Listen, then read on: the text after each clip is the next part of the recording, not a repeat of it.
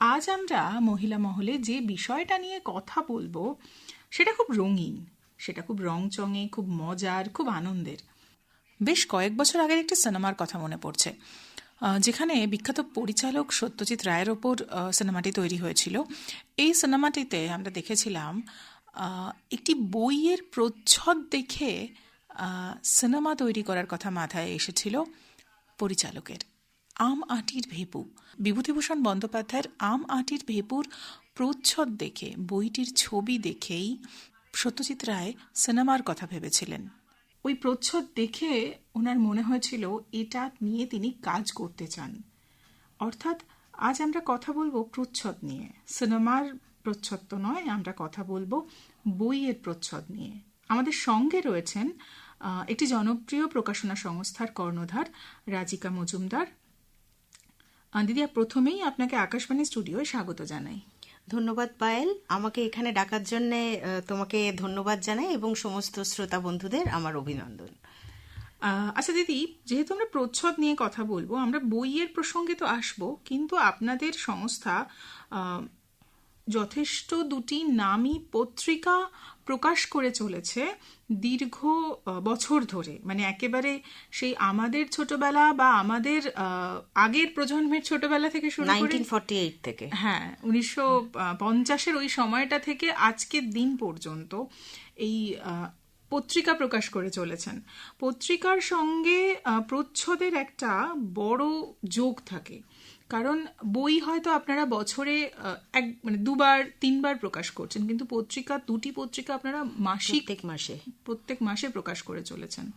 তো কথায় আছে না, পত্রিকার প্রচ্ছদই কথা বলে, এমনটা শোনা যায়। আপনার কি মনে হয়? তুমি যেটা বলছো পত্রিকা প্রচ্ছদ কথা বলে, একদম কথাটা সত্যি। কারণ প্রচ্ছদটাই প্রথমে মানুষের চোখে পড়ে। আগে তো লোকে মানে দর্শনধারী, পরে ভেতরের ম্যাটারটা অবশ্যই মানুষের কাছে মানে তার ইন্টারেস্ট থাকবে, কিন্তু প্রথম প্রচ্ছদটা যদি মানুষকে না টানতে পারে তাহলে সেই ম্যাগাজিনের সার্থকতা কোথায়? এবং মানে এখন তো কম্পিটিশনের যুগ, এখন এত পত্রিকা রাস্তায়, তুমি দোকানে, বইয়ের দোকানে, সেখানে দেখবে থরে থরে পত্রিকা সাজানো রয়েছে বিভিন্ন প্রকাশনার। সেখানে আমার প্রচ্ছদটা যদি বিশেষভাবে আকর্ষণ না করে তাহলে মানুষ সেটার দিকে আকৃষ্ট হবে কি করে? সেটা কিনবে কেন? আমরা তো আলটিমেটলি এটাকে পণ্য হিসেবে মানে মানুষের কাছে আমরা পৌঁছতে চাই। তো সেই কারণে প্রচ্ছদ তো কথা বলবেই, প্রচ্ছদকে কথা বলতেই হবে। বেশ, প্রচ্ছদ দেখে অনেকে বই বা পত্রিকা কেনেন, এটা শোনা যায়, বা অনেকে এটা নিজেরা বলেনও যে এই পত্রিকাটা আমি এই কারণে কিনেছি কারণ এটার প্রচ্ছদ আমাকে খুব আকর্ষণ করেছে।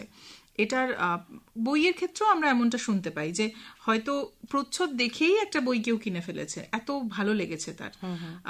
আপনারা বইমেলাতে যথেষ্ট জনপ্রিয়তার সঙ্গে অংশগ্রহণ করেন এবং দীর্ঘ সময় ধরে অংশগ্রহণ করে আসছেন, তো এমনটা কি সত্যিই দেখা যায়? অবশ্যই, আমরা 1979 থেকে বইমেলায় মানে অংশগ্রহণ করছি। এবার এখানে প্রত্যেকটা বই যেগুলো তৈরি হচ্ছে বইমেলার জন্য বা তার আগে, যাই হোক আগে পরে, এবার আমাদের সংস্থান তো খুব পুরনো। এবার তখনকার দিনের প্রচ্ছদ থেকে আস্তে আস্তে এখনকার পাঠকরা যে ধরনের প্রচ্ছদ পছন্দ করছেন, আমরা সবসময় চেষ্টা করি, আমাদের সবসময় নজর থাকে যে সেটা যেন পাঠককে অ্যাট্রাক্ট করে। মানে এত বইয়ের মাঝখানে যে বইটা এবারে বইমেলায় বেরোলো সেটা আগের প্রচ্ছদগুলোর থেকে কিছুটা তো আলাদা হতে হবে। সেই জন্য প্রত্যেকটা প্রচ্ছদ একটা মানে ইউনিকনেস বেয়ার করে। প্রত্যেকটা প্রচ্ছদ কিন্তু আলাদা, প্রত্যেকটা কিন্তু নিজের মতো করে বিশেষ। সুতরাং এই দিকে আমাদের তো মানে মন দিতেই হবে। প্রচ্ছদ সত্যিই কথা বলে। এবং স্টলের বাইরে আমরা যখন ওই পোস্টারগুলো, প্রচ্ছদের পোস্টারগুলো লাগিয়ে রাখি, সেইগুলো দেখে কিন্তু মানুষ স্টলে ঢোকেন যে এই বইটা, এই প্রচ্ছদটা খুব সুন্দর হয়েছে, দেখি তো বইটা কেমন। মানে বইটার খোঁজ করেন ওই প্রচ্ছদ একদম। মানে বাইরে যে পোস্টারগুলো আমরা জেনারেলি আমাদের স্টল সাজানো হয়, বাইরে স্টলের বাইরেটা ওই বই, নতুন বই বা পুরনো বই, আমাদের যেসব বই জনপ্রিয় সেই সব বইয়ের পোস্টারগুলো লাগানো থাকে। এবার একটা মানুষ যখন বইমেলাতে ঘুরছেন, এত লক্ষ লক্ষ প্রকাশক, তার মধ্যে আমাদের স্টলের বাইরে যখন আসছেন তখন ওই প্রচ্ছদগুলোই তো মানুষ দাঁড়িয়ে প্রথমে দেখছেন। প্রথমে প্রচ্ছদটা দেখলেন, দেখে তারপরে ইন্টারেস্টেড হলেন যে বইটা কিরকম হবে, সেইটা ভেতরে গিয়ে তাহলে বইটা একটু উল্টে পাল্টে দেখতে হবে। বেশ, অর্থাৎ প্রচ্ছদ একটা বড় জায়গা তৈরি করে নিয়েছিল তো বটেই, এখনো সেই একই জায়গা রেখে চলেছে। একটা কথা, আজকাল কৃত্রিম বুদ্ধিমত্তার ব্যবহার প্রত্যেকটা ক্ষেত্রেই চলে এসেছে, প্রত্যেকটা প্রযুক্তির সঙ্গে কৃত্রিম বুদ্ধিমত্তা যোগ হয়ে যাচ্ছে। তো আপনারা যেহেতু, আপনি নিজেও বলছিলেন বইয়ের সঙ্গে তো একটা ব্যবসায়িক যোগ থাকে, এটা নিয়ে অস্বীকার করে লাভ নেই। আজকাল তো আর্টিফিশিয়াল ইন্টেলিজেন্স দিয়েও অনেকে প্রচ্ছদ তৈরি করছেন, বা পোস্টার, মানে বইয়ের যে প্রচারের জায়গাটা সেটা ব্যবহার করছেন, প্রচ্ছদের ক্ষেত্রেও অনেকে ব্যবহার করছেন। তো সেটাকে আপনি কিভাবে দেখেন? মানে দেখো, অ্যাকচুয়ালি আমাদের তো যুগের সঙ্গে তাল মিলিয়ে চলতে হবে। আগে যে জিনিসটা প্রচলন ছিল না, কিন্তু এখন সেটা হয়েছে। এবার এআই কে আমাদের মেনে নিতেই হবে, কারণ এআই কে বাদ দিয়ে তাহলে আমাদের পিছিয়ে পড়তে হয়। সুতরাং আমরাও চেষ্টা করছি, মানে এআইতে অনেক প্রচ্ছদটাকে অ্যানিমেট করার অনেক সুযোগ থাকছে, সুতরাং প্রচ্ছদটা আরো বেশি অ্যাট্রাকটিভ হয়ে উঠছে পাঠকের কাছে। সেটা যখন আমরা পাঠককে একটা স্টিল ছবি প্রেজেন্ট করছি, আর তার জায়গায় ওই প্রচ্ছদটার ক্যারেক্টারগুলোই যখন কিছু একটা কথা বলছে বা নড়ছে, সেই জিনিসটা মানুষের কাছে অবশ্যই বেশি অ্যাট্রাকটিভ। তো সুতরাং মার্কেটিংয়ের জন্য বা প্রচারের জন্য তো অবশ্যই এটার দরকার আছে বলে আমি মনে করি। বেশ, তো এই ব্যবসায়িক দিকের আরেকটি দিক যদি আমি জিজ্ঞেস করি আপনাকে, যদি এআই প্রচ্ছদ করে দেয়, তাহলে যারা শিল্পী, যারা আজও প্রচ্ছদ আঁকছেন, মানে ক্যানভাস, তুলি, রং নিয়ে যারা প্রচ্ছদকে মানে সৃষ্টি করছেন, একটা ভাবনাকে ফুটিয়ে তুলছেন, সৃষ্টি করছেন, তারা কি কোথাও তাদের প্রতিভার জায়গাটা কি সংকুচিত হয়ে যাবে না? অবশ্যই যাবে। এবার একটা ডিফারেন্স আছে, এআইতে কিন্তু তুমি কোনো ক্লাসি বা ট্র্যাডিশনাল প্রচ্ছদ যদি চাও, সেটা কিন্তু এআইতে ভালো আসবে না, সেটা কিন্তু শিল্পীর ছোঁয়াতেই সেই জিনিসটা বজায় থাকবে। মানে একটা শিল্পী যে তার মন প্রাণ ডেডিকেশন দিয়ে যে ছবিটা আঁকছেন, সেটা কিন্তু, মানে তুমি ধরো একটা দুর্গার ছবি, মানে যে নাম শারদীয়া সংখ্যায় আমরা দেখি, অনেকেই দুর্গা ঠাকুরের ছবি করেন, আমরাও করি। সেই দুর্গা ঠাকুরের ছবি কিন্তু আঁকাতেই ভালো আসবে। সেটা কিন্তু তুমি এআই দিয়ে হয়তো খুব পারফেক্ট করলে, কিন্তু সেই ফিলটা আসবে না যেটা একটা শিল্পীর ছোঁয়াতে, শিল্পীর তুলির রঙে আসে। ঠিক। বেশ, এখানে আর একটা প্রশ্ন আমার জিজ্ঞেস করতে ইচ্ছে করছে যে আপনার কি মনে হয় প্রচ্ছদ শিল্পের ক্ষেত্রে কি এআই ভবিষ্যৎ? অনেকটাই তাই। কিন্তু দেখো, এআই কেও, মানে এআই এর ওপর পুরোটা যদি আমি ছেড়ে দিই, একটা সিচুয়েশন দিলাম, সেটা এআই মানে কল্পনা করে একটা ছবি করলো, কিন্তু সেই ছবিটা আমার গল্পের সঙ্গে সেইভাবে নাও যেতে পারে, কারণ এআই মানে সেটা কমপ্লিটলি ডিপেন্ড করবে আমি কিরকম বিবরণ দিচ্ছি। তার থেকে একজন শিল্পী যদি সেই গল্পটা পড়ে একটি ছবি তৈরি করেন, তাহলে আমার মনে হয় সে তার ন্যাচারাল ব্যাপারটা বেশি থাকে। এখন তোমার অনেক পত্রিকাতে আমরা কিন্তু দেখছি যে তারা শিল্পীদের বাদ দিয়ে এআই দিয়ে ইলাস্ট্রেশন করছেন, অনেকে করছেন, সেটা হয়তো তাদের অনেকটা সাশ্রয়ও হচ্ছে, সত্যি কথা। কারণ ন্যাচারালি একটা শিল্পীকে তো তার পারিশ্রমিকটা দিতে হয়, কিন্তু ব্যাপারটা হচ্ছে সৌন্দর্যটা আমার মনে হয় শিল্পীর হাতেই কিন্তু বেশি ফোটে। আমরা এখনো কিন্তু আমাদের পত্রিকাতে শিল্পীদের দিয়েই আঁকাই। আচ্ছা, তো আপনারা ভবিষ্যতে এআই ব্যবহার করার কথা ভেবেছেন? হ্যাঁ, আমরা এআই ব্যবহার করছি, কিন্তু সেটা আমাদের সোশ্যাল মিডিয়া পেজে ব্যবহার করছি, সেটা পাবলিসিটির জন্য, পাবলিসিটি বা প্রচারের জন্য আমরা করছি। কিন্তু যখনই পত্রিকার মানে পাঠক হাতে নেবে, সে কিন্তু শিল্পীর আঁকা দেখবে, সে কিন্তু এআই দেখবে না। তো সেটা কি আপনারা এই যে এখনো মানে শিল্পীকে দিয়েই আঁকাচ্ছেন, বা ভবিষ্যতেও হয়তো সেটাই পরিকল্পনা করে রেখেছেন, আশা করছি, তো সেটা কি শুধুমাত্র পাঠক শিল্পীর আঁকা পছন্দ করে বা করতে পারে, বা এআই এর থেকে শিল্পীর ওই হাতের ছোঁয়ার একটা ম্যাজিকটা এখনো বেশি, সেই কারণ, নাকি কোথাও শিল্পীদের তুলির ছোঁয়া যাতে নষ্ট না হয় বা মুছে না যায় সেটা একটা কারণ? দুটোই। কারণ শিল্পীদের আঁকাটা মানে গল্পের সঙ্গে আমার মনে হয় বেশি মানানসই হয়, এবং ন্যাচারালি তারা এখনো কাজ পাচ্ছেন, সুতরাং মুছে যাওয়ার প্রশ্নটা আসছে না। কিন্তু যদি ভবিষ্যতে এরকম হয় যে আস্তে আস্তে এআইটাই পাঠক বেছে নিচ্ছেন, পাঠক বেশি পছন্দ করছেন, তখন কিন্তু শিল্পীদের একটা ক্রাইসিস তৈরি হতে পারে। কিন্তু সেই ভবিষ্যৎটা আমাদের কাছে এখনো আসেনি, সেটা অনেক দূরের ব্যাপার, সেটা আশা করি আসবেও না। ঠিক, কারণ আমরা তো কখনোই চাইবো না যে এমন কোনো প্রযুক্তি আসুক যেটা মানুষের কাজকে, তার শিল্পকে, তার সৃষ্টিকে নষ্ট করে দিক। মানুষ, ভালো লাগলো যে আপনারা অন্তত এখনো শিল্প বা শিল্পীকেই, মানে শিল্পর সঙ্গে সবসময় কিন্তু একটা মানুষের যোগ থাকে, প্রযুক্তি পরে আসে। আগে মানে একটি শিল্পকে মানুষকে পেতে হয়, শিল্পীকে পেতে হয়, তারপর তো তাকে প্রযুক্তি ব্যবহার করে আমরা বেশি মানুষের কাছে পৌঁছে দিতে পারি। আপনারাও এমনটা ভাবছেন, এটা আমাদের জন্যে বা বইয়ের পাঠকদের জন্যে, এমনকি ব্যবসায়িক দিকের ক্ষেত্রেও আপনারা শিল্পীকে বাদ দিয়ে দেননি বা বাদ দেওয়ার কথা ভাবেননি। এটা নিঃসন্দেহে একটা ভালো বিষয়, বা আমাদের শ্রোতারাও আশা করি শুনলে এটা খুশি হবেন যে ওনারা এখনো শিল্পীর ছোঁয়াকেই বেশি পছন্দ করছেন। দিদি, এবার একটুখানি জানবো যে আপনাদের যেহেতু এত পুরনো পত্রিকা, 1950 সাল থেকে 1948 সাল থেকে প্রকাশিত হচ্ছে, মানে স্বাধীনতার একদম জাস্ট পরের বছর থেকেই, তো আগেকার প্রচ্ছদ কেমন হতো? যদিও সে সময় হয়তো আপনি দায়িত্বে ছিলেন না, কিন্তু তাও আগেকার প্রচ্ছদ নিয়ে একটা, আমি বলছি আগেকার প্রচ্ছদ বলতে, আগেকার প্রচ্ছদে যে চরিত্রগুলো থাকতো, চরিত্র হোক বা ফুল পাখি যাই হোক, মানে সেগুলো তখনকার মানুষের, বাংলার মানুষের যেমন জীবনযাপন হতো সেই ধরনের চরিত্রগুলোই আমরা কিন্তু দেখতে পেতাম। মানে তখনকার মানুষের যে পোশাক আশাক ছিল, মানে মেয়েরা শাড়ি পরতো, ছেলেরা ধুতি পরতো, মানে তখন বাচ্চা ছেলে মানে খালি গায়ে ধুতি পরা ছেলে, বাচ্চা আর কি, সেরকম ধরনের। আর মেয়েদের, ছোট বাচ্চা মেয়েদের ফ্রক, মহিলাদের শাড়ি, মানে ছোট বাচ্চারাও কিন্তু ওই মানে একটা কাপড়কে জড়িয়ে একটা সুন্দর করে শাড়ি পরতো। হ্যাঁ, বাচ্চা মেয়েরাও আমরা শাড়ি পরতে দেখেছি। সেই ধরনের তখনকার বইতে ফুটে উঠতো, তখনকার ইলাস্ট্রেশন বলো বা কভার বলো তখনকার। আর তখন যেটা ছিল সেটা হচ্ছে রং তুলিতে আঁকা ছবি, এখন কিন্তু ডিজিটালি আঁকা হয়।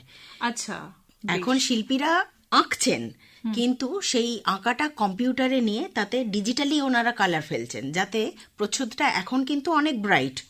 তখন কিন্তু রং তুলিতে সেই ব্রাইটনেসটা আসতো না, কারণ সরাসরি তো সেটা রং তুলি থেকেই বইয়ের পাতায় চলে আসছে, রং তুলি থেকে আসছে। ন্যাচারালি ওয়াটার কালার বা তখন যে কালার ব্যবহার হতো সেই কালারে একটা ডিজিটাইজড কালারের সঙ্গে কম্পেয়ার করলে তো হবে না। তো এখনো আমাদের যারা শিল্পীরা আঁকছেন সবাই কিন্তু এই ডিজিটালি আঁকছেন, মানে তারা হাতেই আঁকছেন কিন্তু কালারগুলো তারা ডিজিটালি ফেলছেন, যার ফলে প্রচ্ছদগুলো আরো বেশি চকচকে, আরো বেশি সুন্দর হয়ে, হ্যাঁ, মানে ওই নয়নাভিরাম বলে একটা শব্দ আমরা ব্যবহার করি সেটা।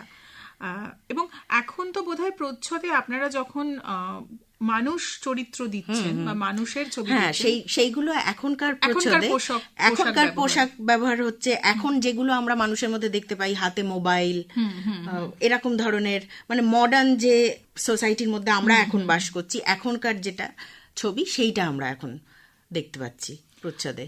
এবং একটা হচ্ছে আগেকার দিনে রং তুলির প্রচ্ছদ কিন্তু আস্তে আস্তে ফেড হয়ে যেত, কিন্তু সেই প্রচ্ছদটাই রেখে আমরা যখন একটা বই রিপ্রিন্ট করি তখন কিন্তু আর্টিস্ট সেটাতে টাচ আপ করেন। মানে আর্টিস্ট ওই ছবিটাতেই ডিজিটালি কালার ফেলে আবার ছবিটা ব্রাইট করে দেন। আচ্ছা, মানে ওই পুরনো বই আপনারা যখন পুনঃপ্রকাশ করছেন তখন ওই প্রচ্ছদটাই ওটাকে ডিজিটালি আবার মডিফাই করেন। কারণ এটা আবার একটা ব্যাপার যে পুরনো বইতে পাঠক কিন্তু পুরনো প্রচ্ছদটাই চাইছেন, আমরা কিন্তু সেই পুরনো বইটাতে নতুন প্রচ্ছদ দিতেই পারি, কিন্তু সেই লেখার ধরনের সঙ্গে এই নতুন এখনকার প্রচ্ছদ কিন্তু যাবে না। ঠিক ঠিক। বেশ, এবার একটুখানি আর্থিক প্রসঙ্গে আমি জানতে চাইবো, যেহেতু বইয়ের সঙ্গে ব্যবসা বা পণ্য একটা যোগ থাকে, তখনকার প্রচ্ছদ তৈরি করতে, কারণ লাগতো কি কাগজ বা ক্যানভাস এবং সেখানে রং তুলি, আর শিল্পী তার পারিশ্রমিক পেতেন, এই মোটামুটি এভাবেই প্রচ্ছদ তৈরি হতো। কিন্তু এখন তো সেখানে কম্পিউটারে ব্যবহার হচ্ছে, এবার তাকে তো আঁকতেও হচ্ছে, তো সেই সব মিলেমিশে এখন কি খরচ বেড়েছে প্রচ্ছদ তৈরির? খরচ যেটা বেড়েছে সেটা তো মানে যুগের সঙ্গে বেড়েছে, মানে ন্যাচারালি তখন 1948-এ জিনিসের যা দাম ছিল, কাগজের যা দাম ছিল, একটি শিল্পীর পারিশ্রমিক যা ছিল, অবশ্যই সেটা এখন যুগের সঙ্গে তাল মিলিয়ে যেটা হচ্ছে, একটা স্ট্যান্ডার্ড যেটা মেনটেন হচ্ছে, মোটামুটি শিল্পীদের একটি মানে মোটামুটি একটা স্ট্যান্ডার্ড থাকে যে রেট একটা থাকে যে কভার করতে এত লাগে, এই লাগে। অবশ্যই সেটা যুগের সঙ্গে অনেকটাই বেড়েছে, সেটা তো আমাদের মেনে নিতেই হবে। বেশ। আর যদি কাজের ধরন, নিষ্ঠা বা ক্রিয়েটিভিটি মানে সৃজনশীলতা, এই জায়গাগুলোকে যদি আমরা একটু বিচার করি, তাহলে তখনকার আর এখনকার মধ্যে কি কিছু তফাৎ আপনার মনে হয়? হ্যাঁ, অনেকটাই তফাৎ আছে। এটা তো বলতেই হবে, কারণ তখন যারা ছবি আঁকতেন তারা মানুষকে দেখে বাকিটা কল্পনা করে আঁকতেন। ঠিক আছে, তাদের সামনে তো এখনকার মতো কোনো রেডি ছবি সেটার থেকে আইডিয়া নেওয়ার ব্যাপারটা ছিল না। তো পুরোটাই তাদের যে বিষয়টা, যে ম্যানুস্ক্রিপ্টটা তাদের কাছে থাকতো, সেইটা পড়ে তাদের ইমাজিনেশন অনুযায়ী তারা ছবিটা আঁকতেন, পুরোটাই ইমাজিনেশনের উপরে। কিন্তু এখন তো সেটা হচ্ছে না, কারণ এখন আর্টিস্টরা হয়তো খুবই উচ্চ মানেরই তিনি শিল্পী, কিন্তু কাজটা সুবিধা হওয়ার জন্য তিনি ইন্টারনেটের ব্যবহার তো করছেন, অনেক ইমেজ ডাউনলোড করলেন, সেইখান থেকে একটা আইডিয়া নিলেন, এবার সেই আইডিয়াটাকে তিনি ডেভেলপ করলেন। এই ডিফারেন্সগুলো তো থাকবেই, যেটা এখনকার আর্টিস্টরা তো অবশ্যই করছেন। এবং এখনকার আর্টিস্টরা অনেকে মানে এআই দিয়ে ছবিটা তৈরি করে তার ওপর টাচ আপ করে একটু রং তুলির ভাবটা আনছেন, যাতে পুরোপুরি এআই না মনে হয়। তো এটা থেকে মনে হয় যে মানুষের যে বইয়ের সঙ্গে তো আমরা বরাবরই একটা কথা ভাবি বা বলি, কল্পনা শক্তির কিন্তু একটা বড় যোগ আছে বইয়ের সঙ্গে। অবশ্যই, মানে একটা বই তৈরি হওয়ার পেছনে পুরোটাই কিন্তু একটা কল্পনা শক্তি দিয়েই সেটা তৈরি হচ্ছে। সেটা আপনি প্রচ্ছদ বলুন, সেটা লেখা বলুন, বই ইলাস্ট্রেশন বলুন, আপনি যেখানে যাই হোক না কেন, কল্পনা তাকে করতেই হচ্ছে, তবে সেই কল্পনাটাই ছবি হিসেবে আমাদের সামনে আসছে। তো এই যে এআই বা ইন্টারনেটের ব্যবহার, এইগুলোর মাধ্যমে কি কল্পনা শক্তির জায়গাগুলো কমে যাচ্ছে বলে আপনার মনে হয়? দেখো, অনেক মানুষ আছেন যারা হয়তো এই এআই বা এইসব ডিজিটাল মাধ্যম আসার আগে থেকে ছবি আঁকছেন, তাদের তো তখন কল্পনা শক্তি দিয়েই পুরোটা আঁকতে হয়েছিল।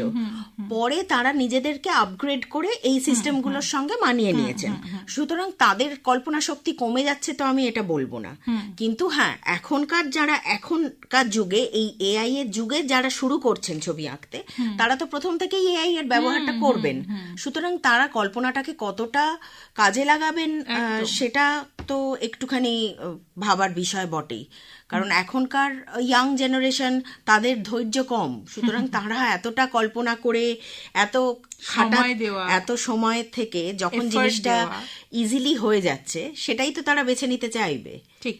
প্রচ্ছদের সঙ্গে আর একটা বিষয় খুব মনে হয়, এটা আমার ব্যক্তিগত জায়গা থেকে, বই বা পত্রিকা, আমি দুটো ক্ষেত্রকেই বিচার করেই বলছি। তো ধরে নিন একজন কেউ প্রচ্ছদ তৈরি করার জন্য কয়েকটা জায়গায় যাচ্ছে, হয়তো বইয়ের হিসেবেই আমি বিষয়টা বলছি, কিছু জায়গায় সে দূরে কোথাও যাচ্ছে, ভ্রমণ করছে, সেখান থেকে সে একটা কিছু পাচ্ছে, আইডিয়া পাচ্ছে, তারপর প্রচ্ছদটা তৈরি হচ্ছে। এই জায়গাগুলো কি এখন একটু ঘাটতি অনুভব করেন? না, এটা তো ডিপেন্ড করছে সংখ্যার থিম কি। মানে সংখ্যা যদি ভৌতিক সংখ্যা হয়, সেখানে প্রকৃতি তুমি খুব কমই পাবে। সেখানে ডার্ক একটা কোনো হানা বাড়ি, পোড়ো বাড়ি, এরকম ধরনের পিকচারগুলোই বেশি থাকবে, সেখানে তো তুমি প্রকৃতি পাবে না। প্রকৃতি একমাত্র তুমি বেশি করে পাবে যেটা হচ্ছে ভ্রমণ সংখ্যা যদি হয়, ভ্রমণ, হ্যাঁ হ্যাঁ, একই ব্যাপার। এবার বইয়ের ক্ষেত্রেও, এবার বইটা কি বিষয়, এটা যদি একটা সামাজিক বিষয় হয়, তাহলে ন্যাচারালি তার ছবিটা মানে হয়তো সেই গল্পের চরিত্রদের নিয়ে হবে, সেখানেও প্রকৃতি বলতে হয়তো দূরে একটা গাছ বা এরকম সবুজ মাঠ আমরা দেখতে পারি। মানে সেটা টোটালি ডিপেন্ড করছে বইয়ের ম্যাটারের ওপরে। বেশ, কিন্তু সেই জায়গাগুলো মোটামুটি শিল্পীরা যা কাজ করেন তাতে আপনারা মোটামুটি সন্তুষ্ট, এটা বলা যেতে পারে। হ্যাঁ, এবার তার মধ্যে শিল্পী যেটা করে দিলেন, তাতে যদি কিছু অদল বদল করতে হয়, সেটা শিল্পীর সঙ্গে আমরা আলোচনা করি, তাকে সেইভাবে বেশ বলা হয়। যেহেতু আমরা অনুষ্ঠানের একেবারে শেষ প্রান্তে চলে এসেছি, আর কয়েকটা বিষয় একটু আপনার থেকে জেনে নেব। এখনকার কাজের মান এবং শিল্পীদের ইচ্ছে, সব থেকে বড় কথা হচ্ছে শিল্পীদের ইচ্ছে, কারণ আপনারা তো আইডিয়াটা দিয়ে দেন, বা এবার একজন শিল্পীকে সেই কাজটা মানে সুন্দর করে পাঠকের সামনে নিয়ে আসতে গেলে তার ইচ্ছে, তার, এবং যেটা আপনি একটু আগে বলছিলেন যে অনেকে পুরো ম্যানুস্ক্রিপ্ট মানে পাণ্ডুলিপিটা পড়ে তারপরে ইয়েটা করতেন, মানে ওই পুরো প্রচ্ছদটা করতেন, এই জায়গাগুলোর পরিপ্রেক্ষিতে আপনার কি মনে হয়? দেখো, এখনকার শিল্পীরা মানে যারা একটু মানে নাম করা একটু বিশেষ বিখ্যাত শিল্পী, অবশ্যই তারা পাণ্ডুলিপি পড়েই করেন এবং সেটাই করা উচিত পুরো গল্পটা, কিন্তু নির্যাসটা এখন তো পাওয়া যাবে না। এবার ব্যাপারটা হচ্ছে সেটা উপন্যাসের ক্ষেত্রে প্রযোজ্য, কিন্তু যখন আমি একটা পত্রিকা করছি, পত্রিকায় তো নানান বিষয় থাকছে, তাহলে পত্রিকার যে কোনো একটা বিষয় মানে পত্রিকাতে গল্প তো প্রচুর থাকছে, সেই গল্পের প্রত্যেকটা হেডপিস আর ইলাস্ট্রেশন আলাদা করে হচ্ছে, কিন্তু পত্রিকার যে বিষয়টা, ধরো বিষয় হচ্ছে ভৌতিক সংখ্যা হলো কি কোনো থ্রিলার সংখ্যা হলো কি কোনো বড়দিনের সংখ্যা হলো বা খেলার সংখ্যা হলো, হাসির সংখ্যা হলো, কমিক্সের সংখ্যা হলো, ওই পত্রিকার যে থিমটা, সেই থিমটাই প্রচ্ছদের মধ্যে থাকে। এইবার শিল্পীদের একটা ব্যাপার আছে, শিল্পীরা নিজের মতন করে একটা আঁকলেন, আমি হয়তো তাদের বলে দিলাম যে এইবারে কমিক সংখ্যা হবে, অতএব কমিক ক্যারেক্টারগুলো যেন প্রচ্ছদে থাকে, ওনারা সেইভাবেই করলেন।